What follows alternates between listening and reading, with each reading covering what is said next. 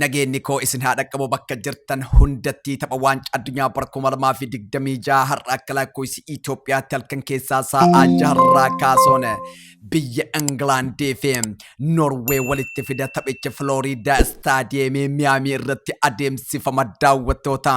Taphichi jifattoota gurguddoo addunyaa kanaa har'a walitti fidee jira. Harry Kane fi Erling Haaland walitti fidee jira. Declan Rice, Martin Odegaard walitti fidee jira daawwattoota. Egaa garee biyyaalessaa England moo garee biyyaalessaa Norweedha kan walakkaa xumuraadha qabu. Biyyi Lionel Messi Argentinaa fi biyyi Xaaka Switzerland waliin falmatu isaan lamaan keessaa mootu eenyu kan walakkaa xumuraadha qabu.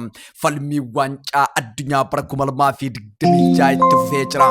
Erling Haaland fi Harry Kane, Declan Rice fi Martin Odegaard yookaan Bukayo Saka fi Martin Odegaard walitti fidee jira waancichi. Falmii dinqiidha biyyoota Awurooppaa lamaan jidduutti edana kan adeemsifamuuf deemu. Tilmaama keessan kaaya. Harry Kane moo Erling Haaland kan walakkaa xumuraadha qabu.